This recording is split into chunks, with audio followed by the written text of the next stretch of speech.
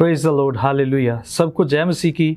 उम्मीद करता हूँ आप सब ठीक होंगे। मेरा नाम पास्टर फैसल जावेद है और आज एक बार फिर से मैं खुदावंद की शुक्रगुजारी करता हूँ कि खुदावंद ने मुझे मौका दिया कि मैं होप टीवी की वसासत से आपके साथ हम कलाम हो सकूँ और जो बात खुदावंद ने मेरे दिल में आपके लिए रखी है उस बात को आप लोगों तक पहुँचा सकूँ, क्योंकि हमारे जो मुस्लिम ब्रदर्स हैं उनकी जो ईद है, जिसे बड़ी ईद का नाम दिया जाता है, हम क्योंकि पाकिस्तान में रहते हैं सो मेजॉरिटी हमारे मुस्लिम भाइयों की है।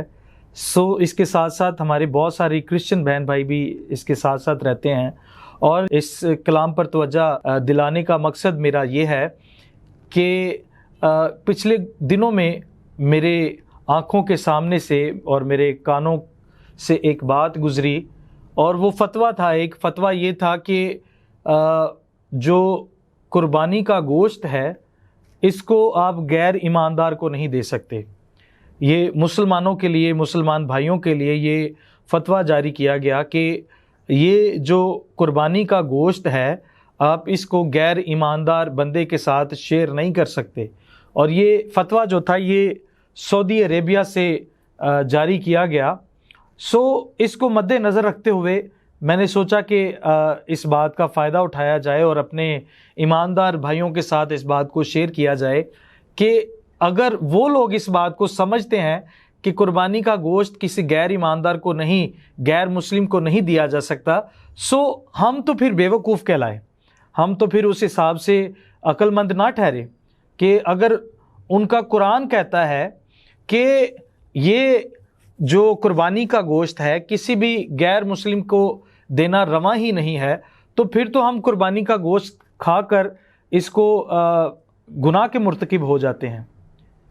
सो समझने की बात है, सोचने की बात है और हमें इस पर गौर करने की बात है। और सबसे बड़ी बात जो मेरे ज़हन में आती है इस बात को लेकर वो ये है कि हमारे हमसाए हैं जो मुस्लिम लोग हैं वो इस्माइल की कुर्बानी करते हैं और हम जो है इसहाक की कुर्बानी को प्रेफर करते हैं, क्योंकि बाइबल मुकद्दस में लिखा है कि अब्राहम ने इसहाक की कुर्बानी को गुजराना। और अगर इस्माइल की कुर्बानी होती है तो हमारी मसीहत का नामो निशान ही नहीं बनता। अगर हम इसहाक की कुर्बानी को निगलेक्ट करके इस्माइल की कुर्बानी में जाते हैं तो इस्माइल की कुर्बानी तो प्रेफर करती है जो हमारे मुस्लिम जो हमसाए हैं, हमारे जो मुस्लिम लोग हैं उनको प्रेफर करती है, उनको सपोर्ट करती है। और बाइबल मुकद्दस कहती है कि इसहाक की कुर्बानी है। सो अगर इसहाक की कुर्बानी नहीं है तो फिर बाइबल भी नहीं है, फिर यीशु मसीह भी नहीं है, फिर हमारा ईमान भी नहीं है।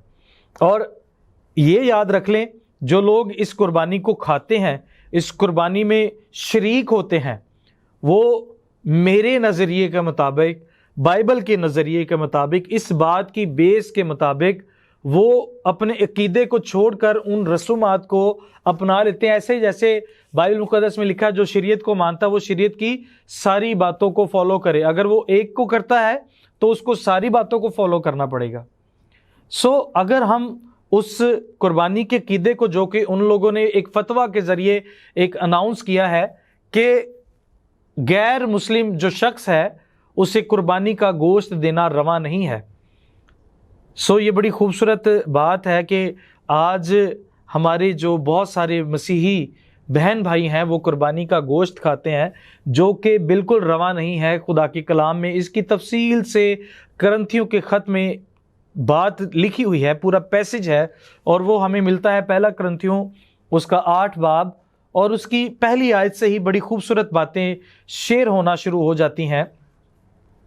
कुछ यूँ लिखा है पहली आयत में, अब बुतों की कुर्बानी की बाबत ये है, हम जानते हैं कि हम सब इल्म रखते हैं। इल्म गुरूर पैदा करता है लेकिन मोहब्बत तरक्की का बाइस है।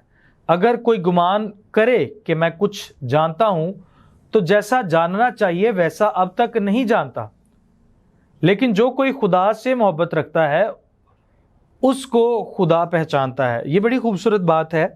ये जो पहली 2 आयात हैं, 3 आयात हैं, ये बड़ी खूबसूरत और अहमियत की हामिल रखती हैं इस बाब की कि अब बुतों की कुर्बानी की बाबत ये है کہ ہم جانتے ہیں کہ سب علم رکھتے ہیں. ہمیں لگتا ہے کہ ہم بہت علم رکھتے ہیں, ہمیں پتہ ہے, شاید ہم کہیں نہ کہیں یہ سوچ کے قربانی کا گوشت کھا لیتے ہیں کہ جی یہ ٹھیک ہے, ہمارے وہ الہامی کتاب ہے. اب الہامی کتاب ہم مانتے ہیں, ان کے عقیدے کے مطابق وہ الہامی کتاب ہے, لیکن ہمارا عقیدہ کیا کہتا ہے؟ ہمارے عقیدے کے مطابق صرف 4 صحائف ہیں. آپ سمجھ رہے ہیں میری بات کو؟ ہمارے عقیدے کے مطابق ہم صرف بائبل کو فالو کر سکتے ہیں, نہ کہ اور کسی کتاب کو. اور اگر کوئی بائبل کے دائرے کار سے باہر ہوتا ہے تو وہ بت پرستی ہے. اگر بائبل کے ایک ایماندار بائبل کے دائرہ کار سے باہر ہو کر کسی چیز کو فالو کرتا ہے تو وہ بت پرستی ہے. اور اس لیے یہاں پر اس بات کو غور طلب لایا گیا ہے, اس بات کو اٹھایا گیا ہے کہ اب بتوں کی قربانی کی بابت یہ ہے. ہم جانتے ہیں کہ ہم سب علم رکھتے ہیں, ہمارے پاس بہت علم ہے, ہمارے پاس پیش کرنے کے لیے بہت سارے عذر ہیں, لیکن میری بہنوں میرے بھائیوں, کیا یہ کافی نہیں کہ ہم خدا کے کلام کی بات کو چھوڑ کر کسی اور ایک دائرہ کار ہی نہیں ہمارا ہے, ایک بائبل کے دائرے میں ہم قربانی کو فالو ہی نہیں کرتے. ہمارے لیے قربانی ہو چکی, اب بروں اور بھیڑوں کی قربانی ہمارے اوپر رائج نہیں ہے. اب ہمارے لیے یسوع مسیح نے ایک ہی قربانی دے کر ہمیں قربانیوں کی ان بندشوں سے آزاد کر دیا ہے, لیکن پھر بھی ہم قربانی کے گوشت کی لذت کو اٹھانے کے لیے, یہ ایسے ہی ہے جیسے گناہ کی لذت ہے. یہ سوچ بچار کی بات ہے, یہ سمجھنے کی بات ہے کہ ایک دائرہ کار ہمارا نہیں ہے. ہم ٹوٹلی ایک مسلم دائرہ کار میں جا کر ان کی قربانی کے گوشت کو کھاتے ہیں, جس طرح سے وہ اس کو پرفارم کرتے ہیں, اپنے گناہوں کو اس بکرے پر لاتے ہیں, یا جس طرح سے بھی ان کی ایک رسم ہے. ہم ان کی ان عید میں ہم بہت دفعہ ہم چیزوں کو کہتے بھی ہیں. ہم کیونکہ مسلم ایک کنٹری میں رہتے ہیں, اسلامک اسٹیٹ میں رہتے ہیں, تو ہمیں ان چیزوں کو دیکھنا بھی ضروری ہے, سمجھنا بھی ضروری ہے, اور اس چیز کو برداشت کرنا بھی ضروری ہے. لیکن اکارڈنگ ٹو بائبل کے دائرہ کار میں یہ بات بالکل ٹھیک نہیں کہ ہم قربانی کا گوشت کھائیں. اب اگلی بات 4 آیت میں یوں لکھی, پس بتوں کی قربانی کے گوشت کھانے کی نسبت ہم جانتے ہیں کہ بت دنیا میں کوئی چیز نہیں.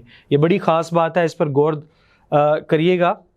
اور سوا ایک کہ اور کوئی خدا نہیں, مطلب ہمارے نظریے کے مطابق, بائبل کے نظریے کے مطابق خدا کے سوا کوئی خدا نہیں.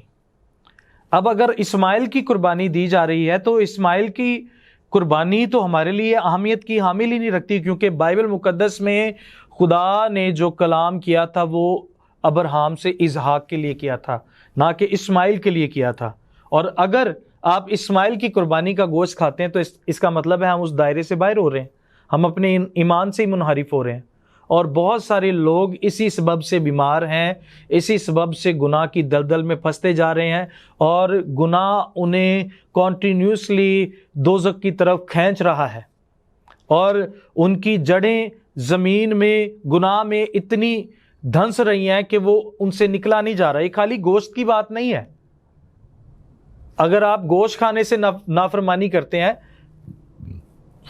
اگر آپ گوشت کھانے سے نافرمانی کرتے ہیں تو اور بہت ساری نافرمانیاں ہیں.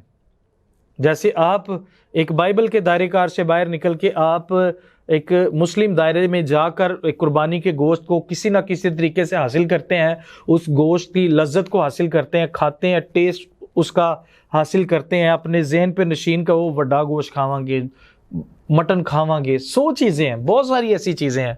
لیکن کیا بائبل کے مطابق یہ رواں ہے؟ اب دیکھیے گا ایک ایماندار کا دوسرے ایماندار کے ساتھ کیسا افیکٹ ہوتا ہے, یا ایک مسیحی اگر کوئی گوشت کھاتا ہے تو اس کے ساتھ کتنی افیکشن ہوتی ہے گوشت کھانے کے سبب سے ہی. سنیے گا ذرا, پولس رسول 9 آیت میں اس کو بڑے اچھے سے کلیبوریٹ کرتے ہیں, بلکہ میں اس کو 7ویں آیت سے آپ کے لیے پڑھنا چاہوں گا. یہاں پر لکھا, لیکن سب کو یہ علم نہیں. جیسے اوپر لکھا تھا کہ ہم سب علم رکھتے ہیں, اب پولس رسول یہاں پر کہتے ہیں کہ سب کو یہ علم نہیں, بلکہ بعض کو اب تک بت پرستی کی عادت ہے. مطلب وہ عادت آج کے ایمانداروں میں بھی ہے. اب اس کا نقصان دیکھیے گا اس عادت کا. اس لیے اس گوشت کو بت کی قربانی جان کر کھاتے ہیں, اور ان کا دل چونکہ کمزور ہے اور آلودہ ہو جاتا ہے۔ کھانا ہمیں خدا سے نہیں ملائے گا، اگر نہ کھائیں تو ہمارا کچھ نقصان نہیں، اور اگر کھائیں تو کچھ نفع نہیں۔ اب یہ دیکھیں، کوئی یہاں پر نقصان نہیں پہنچاتا، لیکن سب سے بڑا نقصان ہوتا کیا ہے وہ دیکھیے گا۔ آگے پالوس رسول بڑی خوبصورت بات کرتے ہیں، وہ کہتے ہیں لیکن ہوشیار رہو۔ کیا کرو؟ ہوشیار رہو۔ آج ہم ہوشیار نہیں ہیں، ہم اپنے مقصد کے لیے تو بڑے ہوشیار ہیں، لیکن خدا کے لیے ہم ہوشیاری نہیں دکھاتے۔ ہم کبھی بھی گناہ کرنے میں ہوشیار نہیں رہتے۔ ہم کہتے ہیں وہ چلو یار ہو گیا، جسم رکھ دے ہوئے بڑے گناہ ہو جاندے نے۔ ہم کبھی بھی اس بات کے لیے ہوشیار نہیں رہتے۔ غصہ کرتے ہوئے ہم ہوشیار نہیں رہتے، ہم گناہ کرتے ہوئے ہوشیار نہیں رہتے، ہم لالچ کرتے ہوئے ہوشیار نہیں رہتے، ہم کسی کے ساتھ برائی کرتے ہوئے ہوشیار نہیں رہتے، ہم جب کسی کے ساتھ بغض کر رہے ہوتے ہیں، دھوکہ دے رہے ہوتے ہیں، ہم کبھی ہوشیار نہیں ہوتے۔ اور پالوس رسول کہتے ہیں کہ لیکن ہوشیار رہو، ایسا نہ ہو کہ تمہاری یہ آزادی کمزوروں کے لیے ٹھوکر کا باعث ہو جائے۔ یہ بڑا مین بڑی بات ہے کہ ہماری جو یہ آزادی ہے کھانے پینے کی، جو ہمیں لگتی ہے ہماری عقل کے سبب سے ٹھیک ہے، یہ کہیں دوسروں کے لیے ٹھوکر کا باعث نہ ٹھہرے۔ اور اگلی بات بڑی ہی خوبصورت ہے، کیونکہ اگر تجھ صاحب علم کو بت خانہ میں کھانا کھاتے دیکھے، کیونکہ اگر کوئی تجھ صاحب علم کو بت خانہ میں کھانا کھاتے دیکھے اور وہ کمزور شخص ہو تو کیا اس کا دل بتوں کی قربانی کھانے پر دلیر نہ ہو جائے گا؟ آپ دوسرے کے ایمان کو بھی خراب کرتے ہیں، بائبل مقدس میں یہ لکھا ہے۔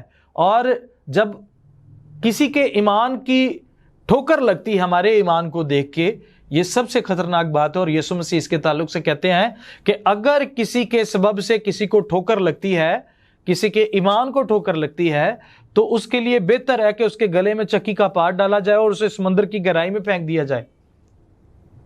خطرناک بات ہے، لیکن ہم نہیں سمجھتے، ہمارے دائرے میں یہ بات نہیں سمجھ میں آتی، کیونکہ ہم آج کے دور میں بڑے فاسٹ ہو چکے ہیں۔ لیکن اگر کوئی چیز اس دنیا میں سب سے فاسٹ ہے تو وہ خدا کا کلام ہے، جس نے آنے والے سالوں کے تعلق سے بھی لکھ چھوڑا، جس نے آنے والے باتوں کا بھی ہمیں بتا دیا کہ یہ باتیں ہوں گی۔ اور یہ باتیں ہم اپنے آپ سے نہیں بتا رہے، یہ باتیں خدا کے کلام میں سے ہم بتا رہے ہیں۔ پالوس رسول کی جو 8ویں باب میں جو ہم نے آیت پڑھی ہے، یہ بڑی خوبصورت ہے کہ ہم جانتے ہیں کہ ہم سب علم رکھتے ہیں، ہماری نظر میں درست ہے، لیکن ہماری نظر میں یہ درست کیوں نہیں ہو رہا کہ ہمارے ایمان کے، یہ ہمارے کھانے کے سبب سے، یا ہمارے گناہ کرنے کے سبب سے، یا کسی کو ٹھوکر پہنچانے کے سبب سے کسی کے ایمان کی تذلیل ہو رہی ہے۔ کوئی کمزور دل آپ کے اس رویے کے سبب سے، اس ایکٹ کے سبب سے پریشان ہو رہا ہے، اور اگر وہ راہ حق سے بھٹک جائے گا تو آپ سوچیں کہ اس کے لیے کیا ہوگا۔ اگر کلام مقدس میں یہ لکھا ہے کہ ایک شخص کے توبہ کرنے سے لاکھوں فرشتے جو ہیں وہ آسمان پر خوشی کرتے ہیں، تو اگر زمین پر آپ کسی کے ایمان کو ایک اچھی راہ سے ہٹا کر دوسری راہ پر لے چلیں گے، گناہ کی راہ پر لے چلیں گے، تو اس کے لیے پھر کیا سزا ہوگی؟ یہ غور طلب بات ہے، یہ سمجھنے کی بات ہے۔